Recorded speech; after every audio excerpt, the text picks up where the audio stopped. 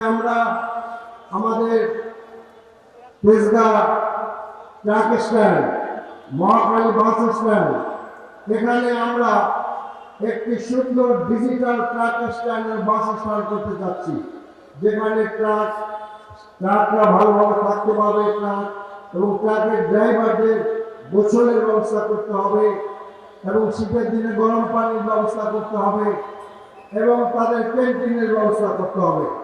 আরেকটি কথা হলো যে খেলার মাঠের সমস্যা, এটাকে বৃদ্ধি করা হবে। যতগুলো খেলার মাঠ আছে সেগুলোকে অপটিমাম ইউজের ব্যবস্থা করব এবং প্রত্যেক খেলার মাঠে সপ্তাহে একদিন আমাদের নারীদের জন্য উন্মুক্ত রাখা হবে। তেজগাঁ শিল্পাঞ্চলে যে সমস্ত সরকারি প্রতিষ্ঠানের খেলার মাঠ আছে তাদের সাথে কথা বলে আমি স্থানীয় কিশোর যুবকদের জন্য সেটা উন্মুক্ত করবো ইনশাআল্লাহ। আমরা আপনার শিক্ষা বান্ধব একটি ঢাকা বারো করতে যাচ্ছি, যেখানে ডিজিটাল ক্লাসরুম করা হবে, আইটি ক্লাব করা হবে, ল্যাঙ্গুয়েজ ক্লাব করা হবে। আমরা নারী বান্ধব ঢাকা বারো করতে যাচ্ছি। এই ঢাকা বারোতে চলাফেরা বাংলাদেশে নারীরা যাতে নিরাপদে লেখাপড়া করতে পারে, চাকরি করতে পারে, চলাফেরা করতে পারে, তার ব্যবস্থা করা হবে। বিশেষ করে হাতির জেলে আমাদের বোনেরা আক্রান্ত হচ্ছে, এটাকে আমরা অ্যাড্রেস করবো ইনশাআল্লাহ। একটি যুববান্ধব ঢাকা বারো করতে যাচ্ছি, যুবকদের জন্য নৈতিক শিক্ষা, দক্ষতা, নেতৃত্বের বিকাশ এবং টেকনিক্যাল প্রশিক্ষণের ব্যবস্থা করা, যুবকরার ব্যবস্থা করা। আমরা ঢাকা বারোকে একটি ক্লিন এবং গ্রিন ঢাকা বারো করতে যাচ্ছি। বর্তমানে সিটি কর্পোরেশনের যে বর্জ্য ব্যবস্থাপনা আছে, ইনক্লুডিং এই কারওয়ান বাজার, এইটাকে সুন্দর করা হবে।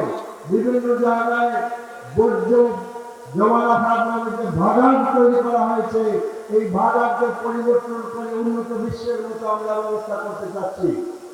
সংগ্রামী ভাই বন্ধুরা, আমরা সর্বোপরি বাংলাদেশকে একটি সুন্দর বাংলাদেশ করতে চাচ্ছি, একটি নারী বান্ধব বাংলাদেশ করতে চাচ্ছি।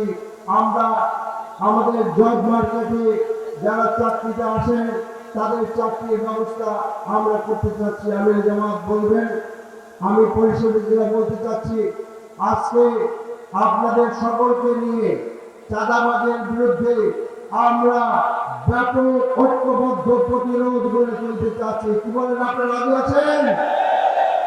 আমরা একটি চাঁদাবাজ মুক্ত, দখলবাজ মুক্ত, মাদক মুক্ত, ক্লিন এবং গ্রিন ঢাকা বারো করতে চাচ্ছি। আমরা হাদি হত্যার বিচার চাই। আমাদের যেসব ভাইদেরকে হত্যা করা হয়েছে তাদের বিচার চাই। রেজাউল ভাই হত্যাকারীদের বিচার চাই। আমরা আমাদের বাংলাদেশকে একটি স্বয়ং সম্পূর্ণ আধিপত্য মুক্ত বাংলাদেশ, একটি সন্ত্রাস মুক্ত বাংলাদেশ করতে চাই।